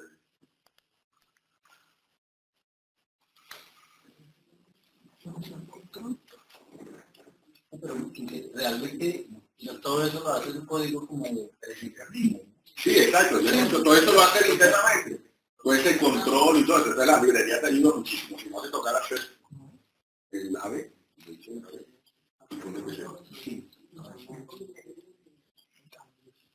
Y por ahí tenía entonces, si giramos el teléfono, cambia también, ¿no? No, acá. No, en este caso se diseñó solamente en vista de... Eso también está dentro de las cosas que se hacen, entonces tú lo quieres cambiar a... Ah, sí, mira. Entonces acá, por ejemplo, mira, tú sigue la manzana, que está aquí, por ejemplo, ahí disparó seleccionar, ¿cierto? Y entonces si yo me voy por acá, entonces ahí dispara soltar, y a su vez el soltar lo que hace es hacer el proceso de llevárselo, ¿no? Y ahí va si vieron que hace el movimiento que abrió la boca y la cerró, que son los que están en el sprite. En el sprite sheet que mostramos, ¿no? Y el otro es este, que es el de rotación, que como es una rotación, este botón, que como es una rotación, eso también te lo permite la librería. No necesitas hacer un sprite sheet para una rotación, porque el mismo te permite rotarlo. Rotas el objeto como tal. Rotas el objeto como tal, exactamente. Entonces esto sí ya es diferente. Que las animaciones sí no siguen esa secuencia tan sencilla como decir, lo estoy rotando, es el mismo, pero lo veo un poco movido, ¿no? Entonces en ese caso lo manejaría así por un lado.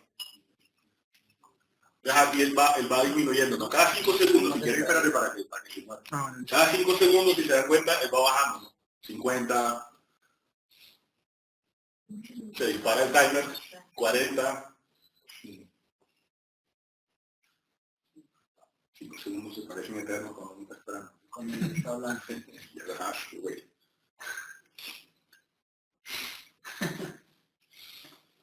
Y ahora aquí volvió de nuevo con Dios.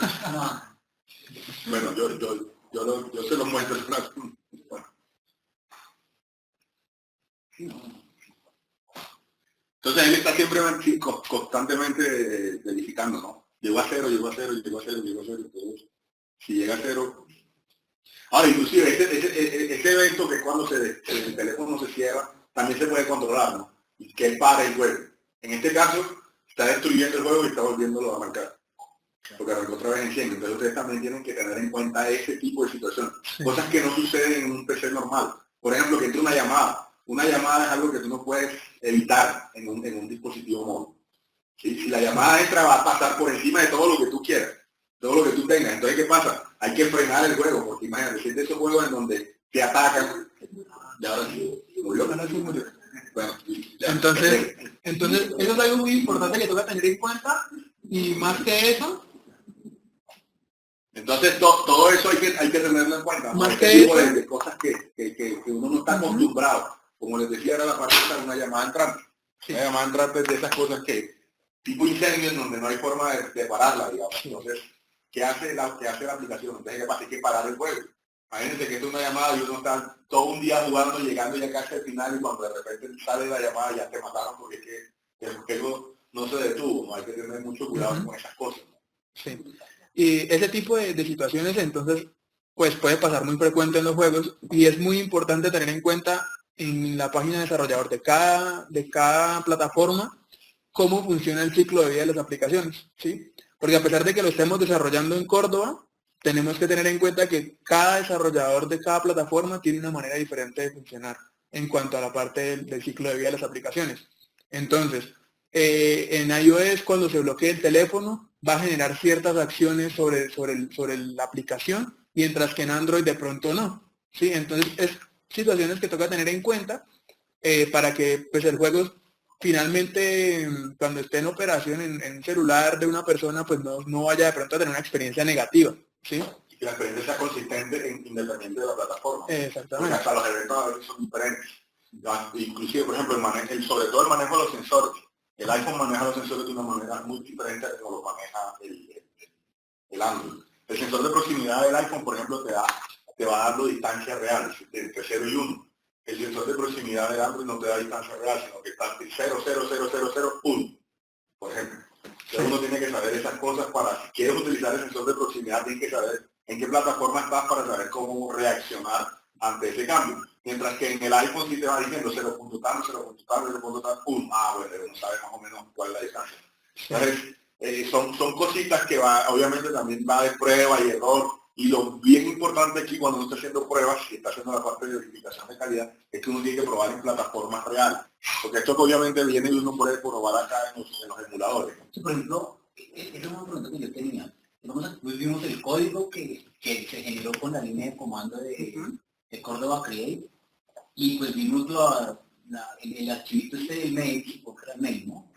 No, era el config. El config donde están los eventos, pero pues cada uno tiene su que programarle la función. Sí, total, eso es todo código que toca meter a mano, si no genera nada. Y dentro de Córdoba hay algo como de cierta forma que yo pueda, o sea, el objeto, punto, y me aparecen los eventos disponibles, o toca a la documentación. A la documentación. Toca la documentación, aunque pues existen algunas herramientas.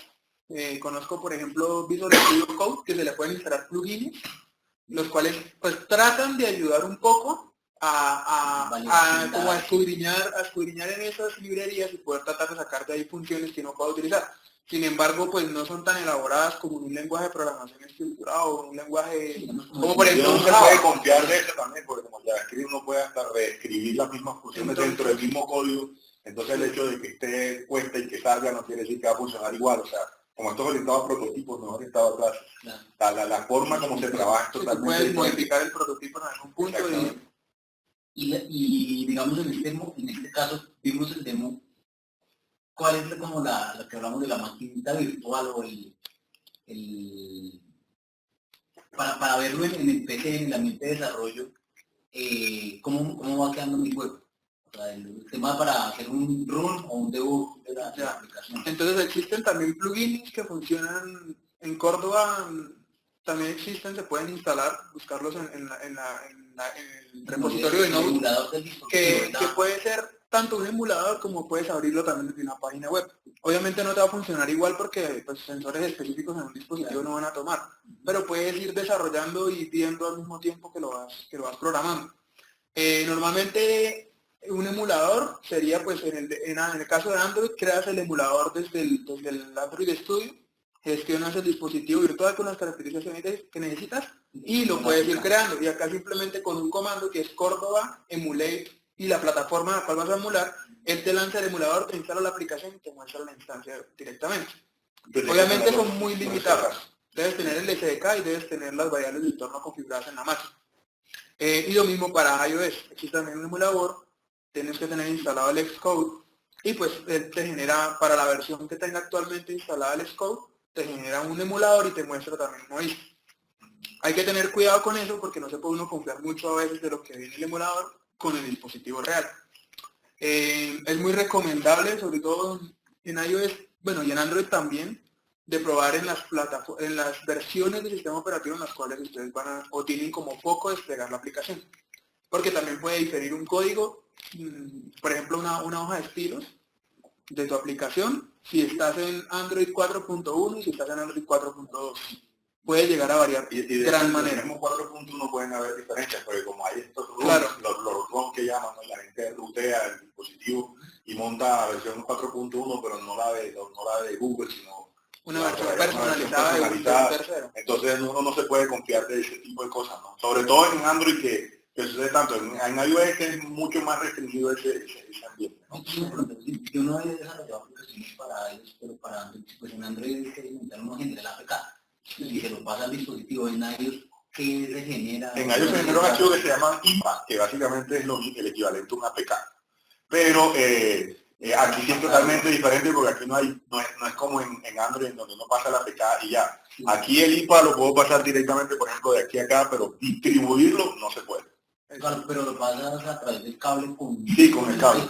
Lo que haces es... No, con el cable. Con el cable lo paso acá. Si ya quiero distribuirlo, no hay forma sino a través de la tienda. Solo a través de la tienda. Solo a través de la tienda. Yo puedo generar un IPA, puedo generar un IPA para distribuir, pero si es una aplicación muy limitada, ¿no? Entonces es para, por ejemplo, hice un juego, pero es para la empresa tal pero es porque es un juego para ellos internamente, no sé, entonces ya son 10, 20 personas que lo van a hacer. Entonces, exacto, toca por cable.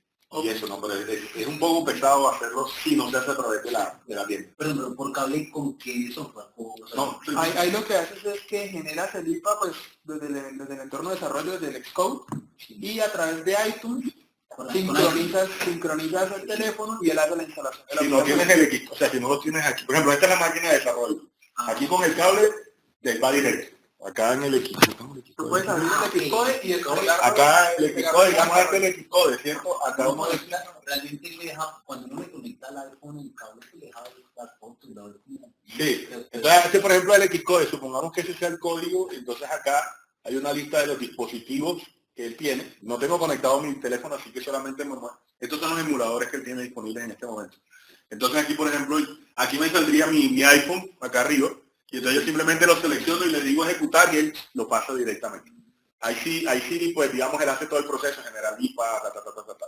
Luego si no, entonces uno tiene que hacer un proceso que se llama Archive, acá en el product, aquí está Archive, y eso me genera un archivo que es como un empaquetado, es como que coge todos los recursos y lo mete en un solo archivo y de ahí genera el IPA. Claro. Y ese IPA es el que uno le entrega a la persona y a través del iTunes es una distribución como manual, digamos, ¿no?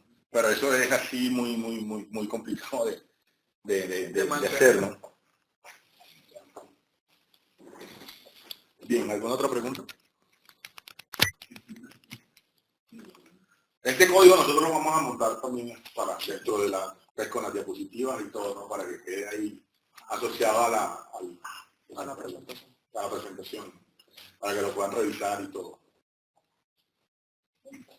¿Listo? Bueno, muchas gracias. Muchas gracias. La presentación y el video, el audio va a quedar en la página de internet, pues si lo quieren volver a presentar. Y pues lo que nos mande Juan Carlos, pues también va a permanecer ahí en la página. Sí, cualquier cosa, pregunta o algo, pues a través de así que tienen nuestros contactos y podemos hacer el puente, ¿no? Y nos se comunican con nosotros y con mucho gusto si tienen alguna duda, alguna cosa. Sí, también. Sí. Muchas gracias. Si queremos bien, anotemos entonces acá. ¿Se puede anotar? Este es el...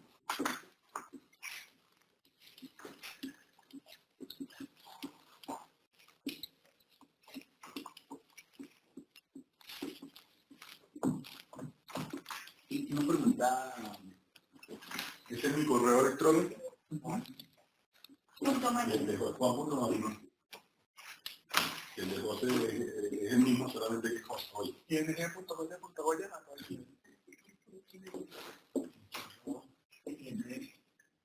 mevolución.com.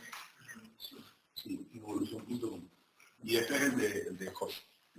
Esos son los personales, así que no hay ningún problema con el y ing.jose.joya@gmail.com.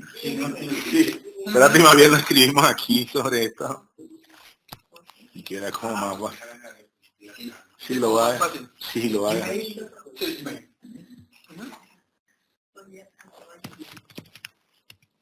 Para que quede enseguida aquí dentro de la diapositiva. Sí, y el otro es mg.joya@gmail.com. Ya, ahí está.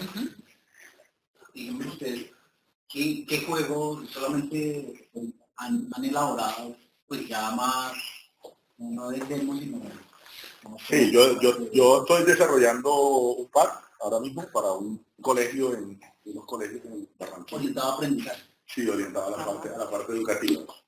Yo manejo bastante la parte educativa y pues estamos desarrollando eso. Y básicamente es de matemáticas, ¿no? Yo tengo ahí entran a Evolución en la tienda de Android y ahí encuentran un pequeño prototipo de juego. Ahora, ya hay varios que están publicados. Solamente tenemos este publicado que es un prototipo que es básicamente para aprender operaciones matemáticas, ¿no? Es un carrito que va dando y te aparece una operación matemática, por ejemplo 30 por 50, y tienes como diferentes túneles y pues te tienes que escoger el túnel correspondiente al resultado de la operación. Si escoges el que es, pues sigues pasando más túneles y si no, pues te estrellas, ¿no? Como si el túnel estuviera cerrado, ¿no? Entonces básicamente es... Y pues estamos desarrollando otras eso fue como un prototipo para mostrar, y estamos desarrollando otras actividades, ¿no? para la parte de matemáticas, ¿no? Entonces eso es todo en el área de matemáticas. Entonces la parte de fraccionarios, la parte de la parte de planos cartesianos, la parte de divisiones, multiplicaciones, sumas, todo. O sea, toda la parte de matemáticas de primaria la idea es que va a quedar dentro de, pero se va haciendo obviamente poco a poco y tenemos el apoyo de un par de colegios en Barranquilla que son los que nos ayudan con la parte del testing, ¿no? Porque hay que probar obviamente con usuarios finales. Entonces estamos en ese sí, exactamente, entonces estamos en ese proceso. Y pues sí, hemos participado en otros, pero son ya cosas más, digamos, que no son nuestros, sino que hemos trabajado para otras personas que los han, digamos, sí, hemos contribuido con algunas cosas. Parte del equipo. Exactamente, como parte del equipo de trabajo. A veces las aplicaciones de colegios de matemáticas, ¿tiene todo ese equipo que se registra ahí o ya es? Sí, eso depende del presupuesto que haya disponible, ¿no? Entonces, en este caso sí tenemos por lo menos diseñadores gráficos, como son carritos, pues ahí nos ahorramos la parte de voces y de personajes y todo eso, pero sí obviamente necesitamos la parte de diseñadores gráficos y es imposible para hacer juegos no tener un diseñador gráfico. O sea, nosotros para ingenieros por lo menos de la parte de diseño gráfico sí, pero Nosotros dibujamos en Excel. sí, una cosa así, un cuadrado y nos sale un círculo y nos pide un círculo, no ser un cuadrado, o sea, una cosa así, ¿no? Entonces, sí se necesita y siempre, yo sí, pues les recomiendo siempre a las personas, siempre tengan uno o dos diseñadores que les colaboren, porque en este caso la parte visual sí hace diferencia. En una aplicación comercial, tu aplicación puede ser muy fea, pero sí, pues, digamos desde el punto de vista visual, pero si cumple la función, pues alguien te la va a comprar y alguien la va a usar y mientras cumpla la función, pues la gente se va a aguantar. Pero en un juego si no es llamativo y si no es bonito, y ahora pues con los niños tan exigentes que hay ahora, todavía mucho más. Entonces, sí o sí toca tener muy importante la parte gráfica. La parte gráfica, ¿no? Y hacerlo lo más simple posible, ¿no? Entonces uno a veces quiere hacer un juego, entonces quiere hacer el próximo Halo, ¿no? Entonces no. O sea, ahí te vas a tirar 5 años de desarrollo como hace Microsoft y se toma 10 millones de dólares para hacer eso. No. Hay que hacer cosas mucho más simples y irlas progresando, como por ejemplo estamos haciendo nosotros, ¿no? Cogemos un tema, lo montamos, luego cogemos otro tema, lo montamos, luego cogemos otro tema, lo vamos montando y así vamos completando todo el proceso. ¿Hay que necesita también sonido?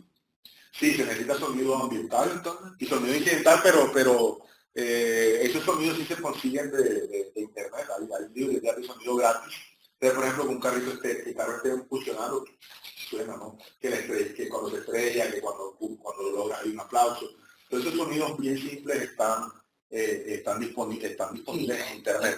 Recursos libres. Sí, recursos libres en internet, tanto gráficos, pero entonces ya sí gráficos sí obviamente es mejor que tengas algo muy tuyo para evitar que alguien te copie por lo menos la idea. Y la otra parte que se necesita, en este caso particular, es si necesitamos profesores, ¿no? Entonces necesitamos a alguien que nos guíe en la parte pedagógica. Entonces decir, bueno, sí, qué es lo que de verdad aprenden los estudiantes de quinto de primaria, ¿no? ¿Cuáles son los temas? Entonces sí, por ejemplo, en el caso de las multiplicaciones, yo manejo multiplicaciones de 2, 3, 4 cifras. En cuarto y tercero ya son nada más de 2 cifras, entonces yo no le puedo poner a un niño de tercero cuántos son 30.540 por 5.420, no estaba a ser capaz de hacerlo, ¿no? Entonces, ese tipo de cosas también tenemos asesores en la parte de pedagogía que nos van guiando y nos van diciendo, estos son los temas, si tiene sentido, no tiene sentido, los tiempos que se manejan, ¿no? Porque como esto va con tiempo, porque el carro va avanzando, entonces está muy rápido, está muy lento, todo ese tipo de cosas, ¿no? Para esto, ¿no? ¿Qué tipo de metodología se utiliza acá en Scrum? Sí, hay. Se pueden utilizar diferentes tipos de metodología ágil. En el caso de nosotros, pues utilizamos Agile. Es la misma Scrum, lo que sucede es que no es como tan formal como Scrum, que en Scrum está el Scrum Master y todo, acá en realidad en Agile simplemente hay como se basa como el control visual y el control del backlog. Sí, y alguien que como que dirige, que no necesariamente tiene que ser la misma persona siempre, o sea, es un poco más informal la cosa. Ágile, con G. Esta sí se escribe. Allá. Es lo mismo que Scrum, solo que es un poco más flexible. Pero Scrum sí es como muy rígida, que hay un Scrum Master y hay no sé qué, y los sprints. Sí, los sprints y todo. Allá es un poco más suelta en ese aspecto, entonces no hay tanto, las reuniones son un poco más informales, y todo. Es como para que el equipo no se sienta tan apretado, porque es complicado a veces pues, manejar ese tipo de rigidez con desarrolladores, ¿no? Este concepto de juegos como movimiento, ¿es el mismo que juegos serios? ¿O cómo es el concepto de juegos serios? No, los juegos serios son algo que también se conocen como juegos publicitarios o upper games. Son juegos en donde tú lo que tratas es de alguna manera de vender un producto, ¿sí? A través del juego o de reforzar algo. Por ejemplo, hubo un tiempo en el que se decía que las hamburguesas de McDonald's eran de vacas que no eran vacas, porque eran no sé qué, unas bolas, no sé qué era. En ese tiempo McDonald's pudo haber hecho un juego en donde te mostraba, y tú tenías que hacer una hamburguesa, por ejemplo, y te mostraba que la hamburguesa salía de la vaca, ¿sí? Entonces ellos van con algo detrás, con un fondo que tratan de mandar un mensaje. Esos son lo que se llaman los juegos serios, ¿no? O se trata de vender un producto, o se trata de enseñar algo, pero enseñar no de pronto a nivel educativo, sino enseñar ya a nivel ya profesional, ¿sí? Entonces enseñar sí, exactamente. Entonces ya aquí ya, digamos, no es solamente la experiencia lúdica como tal, sino que en realidad el trasfondo de la experiencia lúdica es un vehículo para que te quede. Entonces, como en el caso de McDonald's, eso se hubiera servido para reforzarle a la gente la idea de que de verdad ellos utilizaban carne normal, ¿no? Y ese tipo de cosas, ¿no? Ahí es donde vienen esos juegos. ¿Es el término más apropiado si es para enseñar? No sería juegos serios.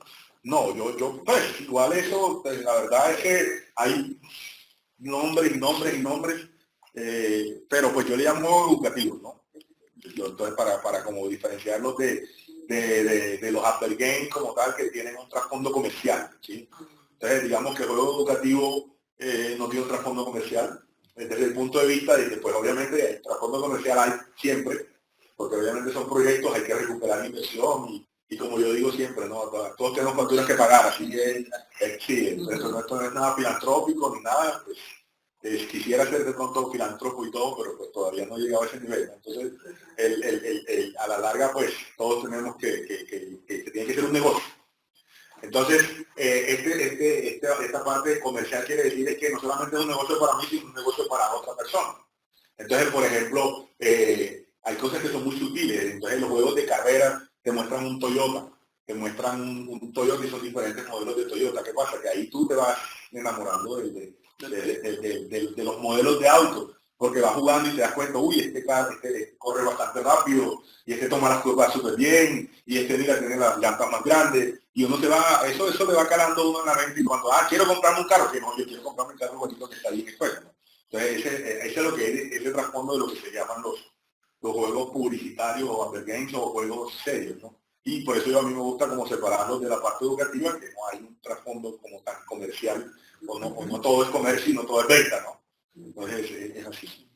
¿Existe alguna bibliografía que compile como este desarrollo de desarrollo de juegos en el campo educativo, especialmente en la educación básica?